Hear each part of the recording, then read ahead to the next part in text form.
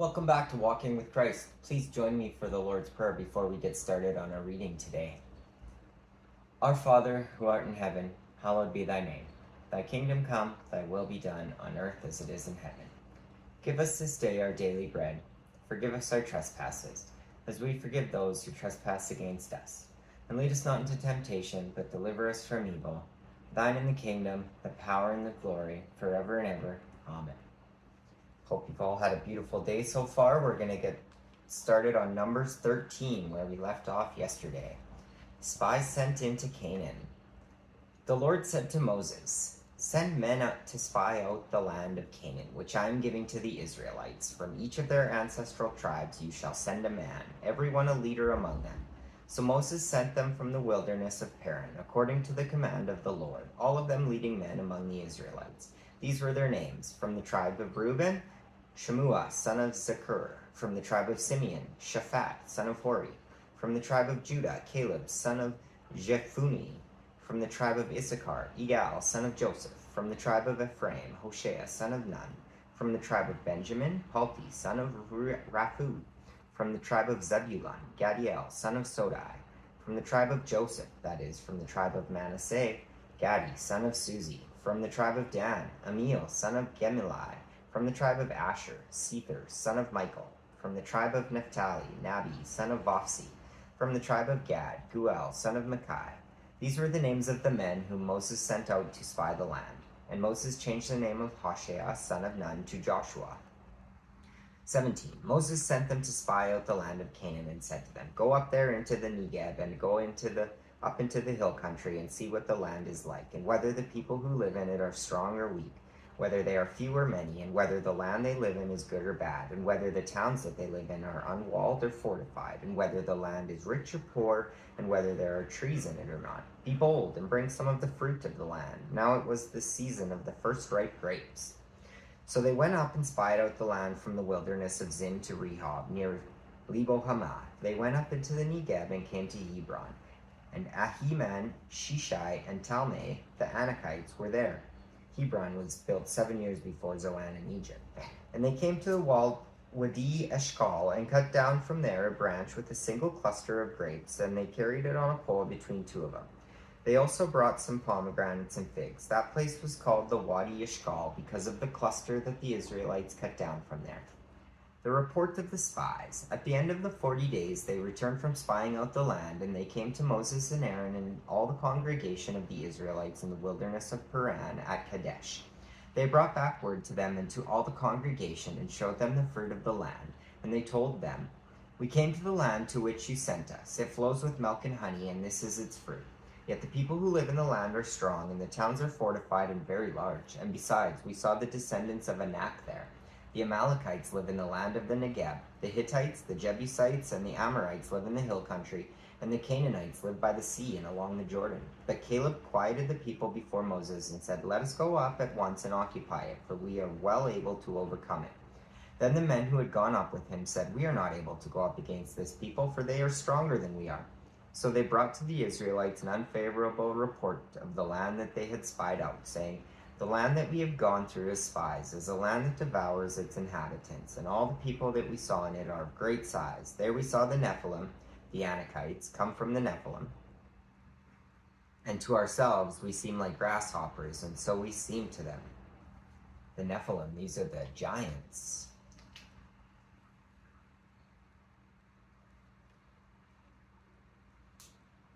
Seem like grasshoppers to them.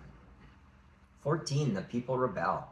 Then all the congregation raised a loud cry, and the people wept that night. And all the Israelites complained against Moses and Aaron. The whole congregation said to them, "Would that we had died in the land of Egypt, or would that we had died in this wilderness. Why is the Lord bringing us into this land to fall by the sword? Our wives and our little ones will become booty. Would it not be better for us to go back to Egypt?" So they said to one another, "Let us choose a captain and go back to Egypt." Then Moses and Aaron fell on their faces before all the assembly of the congregation of the Israelites. And Joshua, son of Nun, and Caleb, son of Jephunneh, who were among those who had spied out the land, tore their clothes and said to all the congregation of the Israelites, "The land that we went through as spies is an exceedingly good land. If the Lord is pleased with us, he will bring us into this land and give it to us, a land that flows with milk and honey. Only do not rebel against the Lord, and do not fear the people of the land, for they are no more than bread for us. Their protection is removed from them, and the Lord is with us. Do not fear them." But the whole congregation threatened to stone them. I'm just underlining this part here. "If the Lord is pleased with us, he will bring us into this land and give it to us, a land that flows with milk and honey. Only do not rebel against the Lord, and do not fear the people of the land, for they are no more than the bread for us. Their protection is removed from them, and the Lord is with us. Do not fear them." This passage just kind of shows what happens when you put your faith in the Lord and you believe that he's with you. You believe that all of his promises will come true, and all of the things that he said he would give you, he will give you.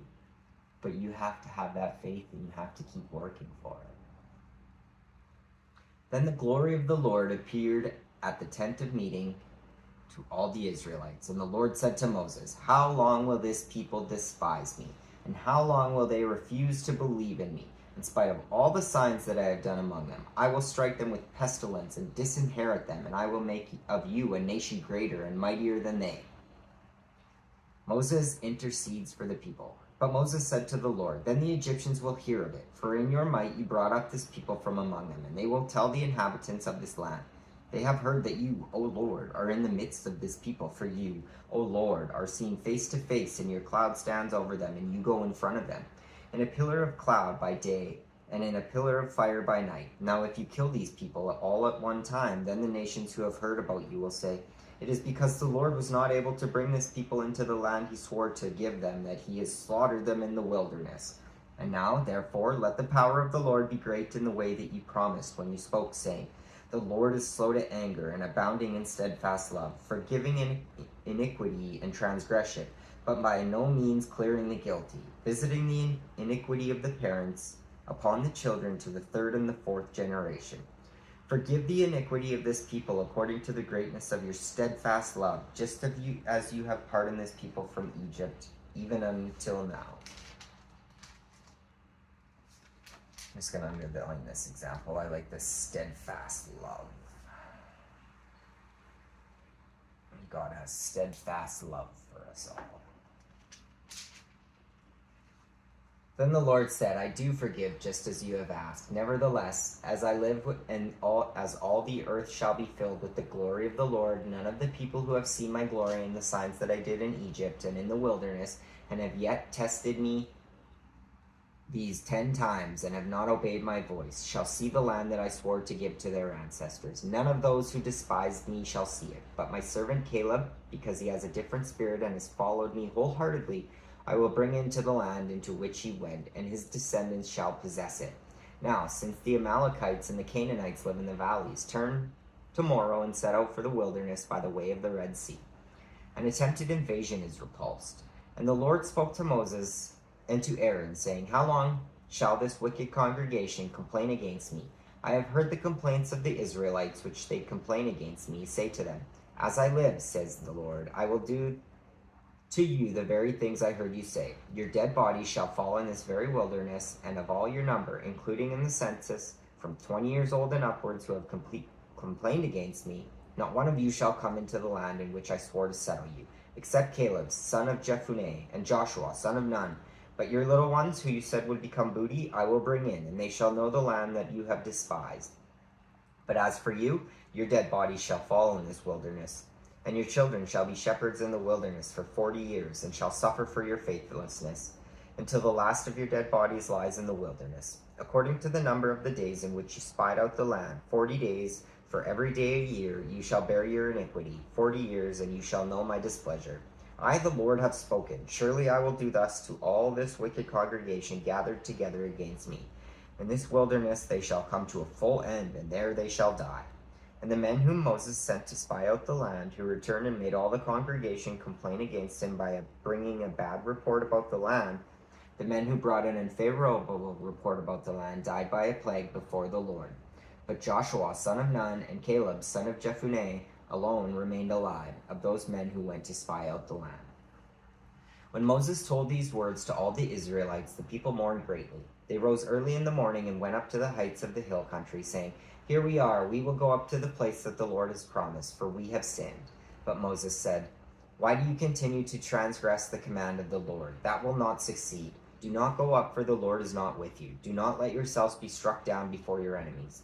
For the Amalekites and the Canaanites will confront you there, and you shall fall by the sword, because you have turned back from following the Lord. The Lord will not be with you."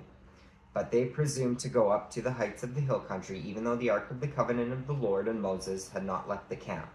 Then the Amalekites and the Canaanites who lived in that hill country came down and defeated them, pursuing them as far as Hormah. Various offerings, 15.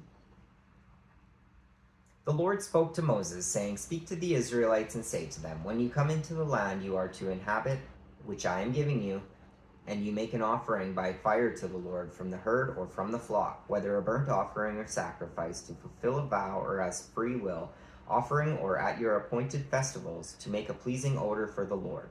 Then whoever presents such an offering to the Lord shall present also a grain offering, 1/10 of an ephah of choice flour, mixed with 1/4 of a hin of oil. Moreover, you shall offer 1/4 of a hin of wine as a drink offering, with the burnt offering for the sacrifice for each lamb. For a ram you shall offer a grain offering, 2/10 of an ephah of choice flour mixed with 1/3 of a hin of oil, and as a drink offering you shall offer 1/3 of a hin of wine, a pleasing odor to the Lord. When you offer a bull as a burnt offering or a sacrifice to fulfill a vow or as an offering of well-being to the Lord, then you shall present with the bull a grain offering, 3/10 of an ephah of choice flour mixed with half a hin of oil, and you shall present as a drink offering half a hin of wine as an offering by fire, a pleasing odor to the Lord. Thus it shall be done for each ox or ram, or for each of the male lambs or the kids. According to the number that you offer, so you shall do with each and every one. Every native Israelite shall do these things in this way, in presenting an offering by fire, a pleasing odor to the Lord. An alien who lives with you, or who takes up permanent residence among you and wishes to offer an offering by fire, a pleasing odor to the Lord, shall do as you do. As for the assembly, there shall be for both you and the resident alien a single statute, a perpetual statute throughout your generations. You and the alien shall be alike before the Lord. You and the alien who resides with you shall have the same law and the same ordinance. The Lord spoke to Moses, saying, "Speak to the Israelites and say to them, after you come into the land to which I am bringing you, whenever you eat of the bread of the land, you shall present a donation to the Lord. From your first batch of dough you shall present a loaf as a donation. You shall present it just as you present a donation from the threshing floor. Throughout your generations you shall give to the Lord a donation from the first of your batch of dough.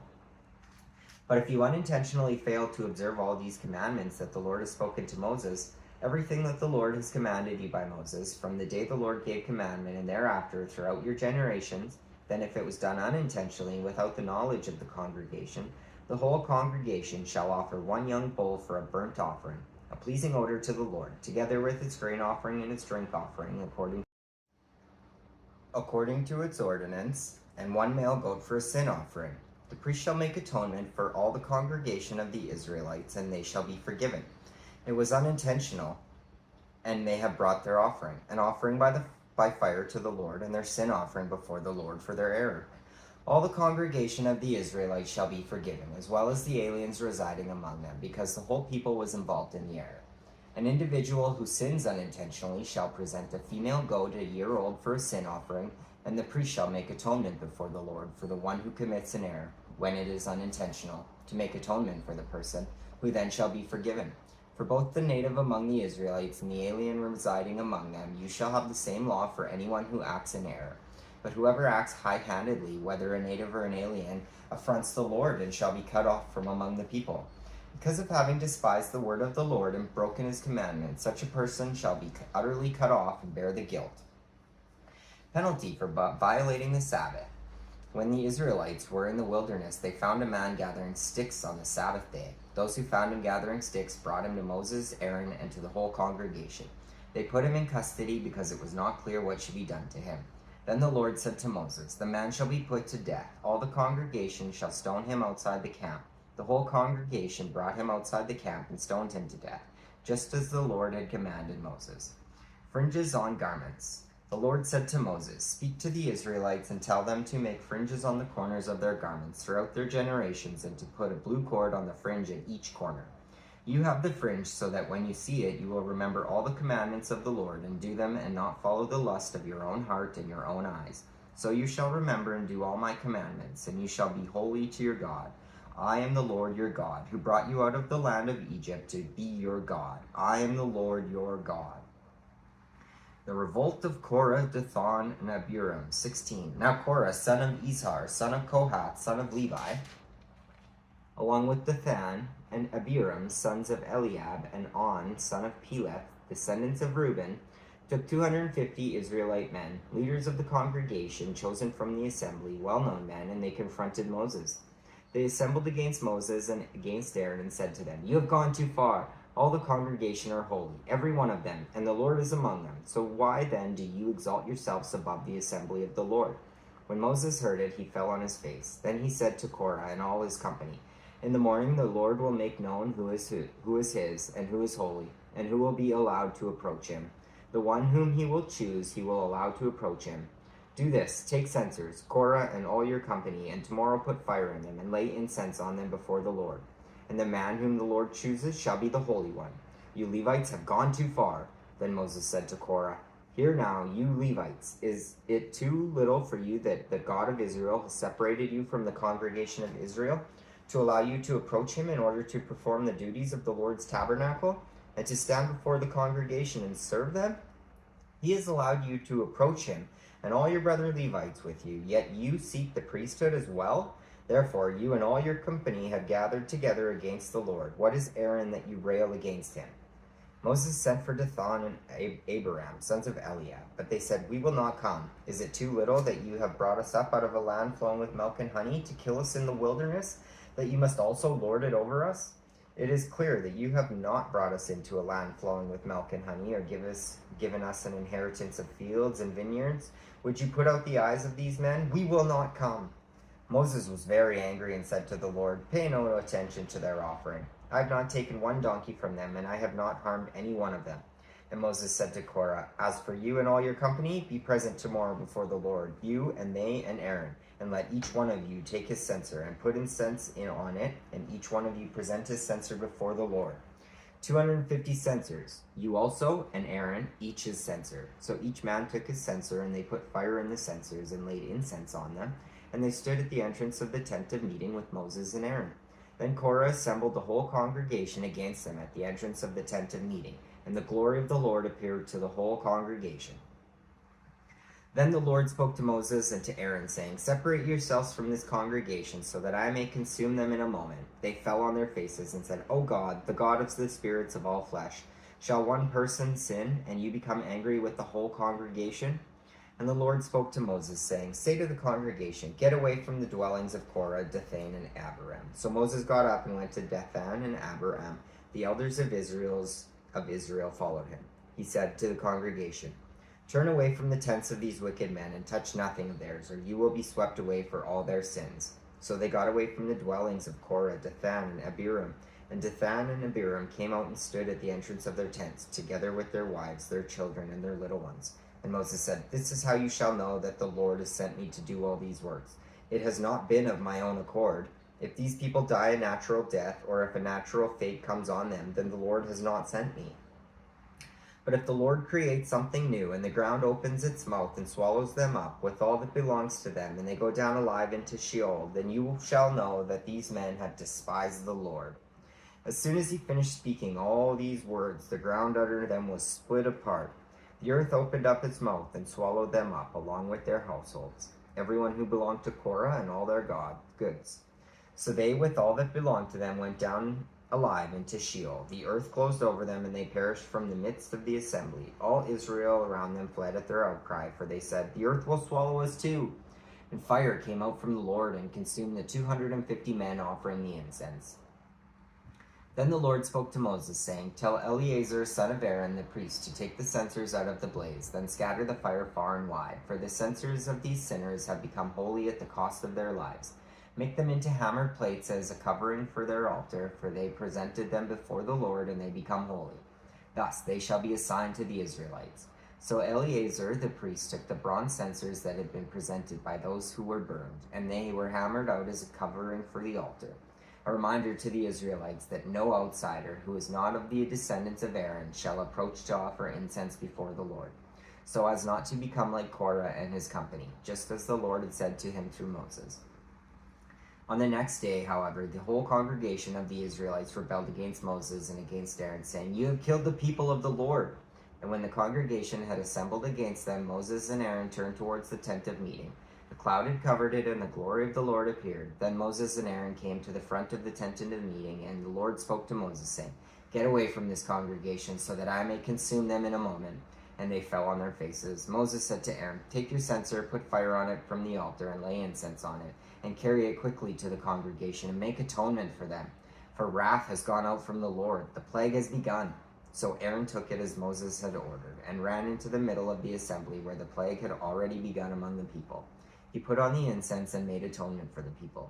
He stood between the dead and the living, and the plague was stopped. Those who died by the plague were 14,700, besides those who died in the affair of Korah.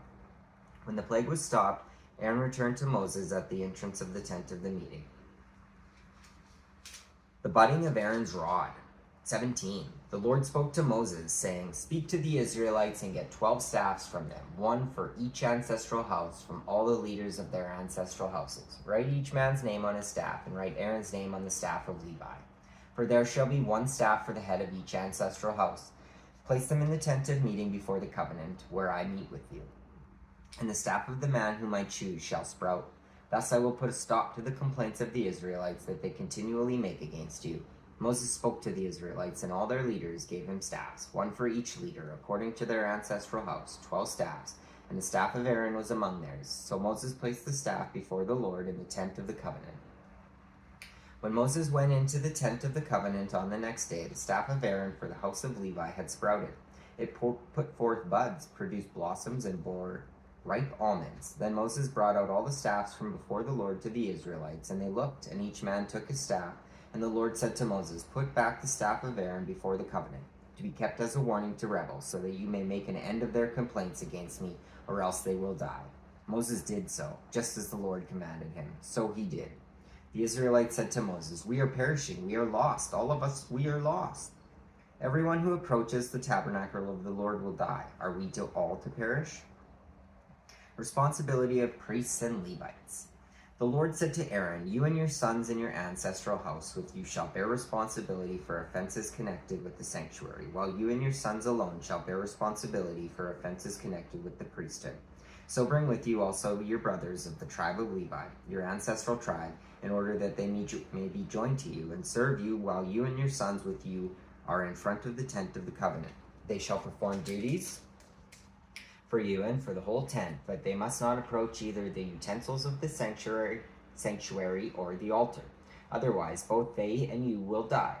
They are attached to you in order to perform the duties of the tent of meeting for all the service of the tent. No outsider shall approach you. You yourselves shall perform the duties of the sanctuary and the duties of the altar, so that wrath may never again come upon the Israelites. It is I who now take your brother Levites from among the Israelites. They are now yours as a gift, dedicated to the Lord to perform the service of the tent of meeting. But you and your sons with you shall diligently perform your priestly duties in all that concerns the altar and the area behind the curtain. I give your priesthood as a gift. Any outsider who approaches shall be put to death." The priest's portion. The Lord spoke to Aaron, "I have given you charge of the offerings made to me, all the holy gifts of the Israelites. I have given them to you and your sons as a priestly portion due to you in perpetuity. This shall be yours from the most holy things, reserved from the fire, every offering of theirs that they render to me as a most holy thing, whether grain offering, sin offering, or guilt offering, shall belong to you and your sons. As a most holy thing you shall eat it, every male may eat it. It shall be holy to you. This also is yours. I have given to you together with your sons and daughters, as a perpetual due, whatever is set aside from the gifts of all the elevation offerings of the Israelites. Everyone who is clean in your house may eat them. All the best of the oil and all the best of the wine and of the grain, the choice produce that they give to the Lord, I have given to you. The first fruits of all that is in Their land, which they bring to the Lord, shall be yours. Everyone who is clean in your house may eat it.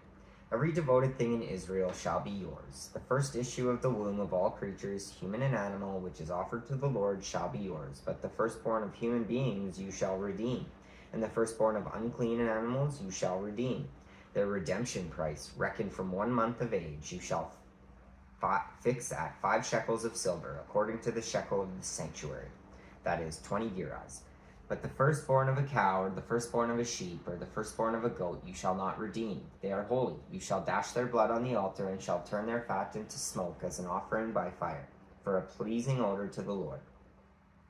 But their flesh shall be yours, just as the breast that is elevated, and as the right thigh are yours. All the holy offerings that the Israelites present to the Lord I have given to you, together with your sons and daughters, as a perpetual due. It is a covenant of salt forever before the Lord, for you and your descendants as well. Then the Lord said to Aaron, you shall have no allotment in their land, nor shall you have any share among them. I am your share and your possession among the Israelites. Want nothing and need nothing when you have the Lord. You shall have no allotment in their land, nor shall you have any share among them, because you don't need it. I am your share and your possession among the Israelites. To the Levites I have given every teeth in Israel for a possession in return for the service that they perform, the service in the tent of meeting. From now on, the Israelites shall no longer approach the tent of meeting, or else they will incur guilt and die.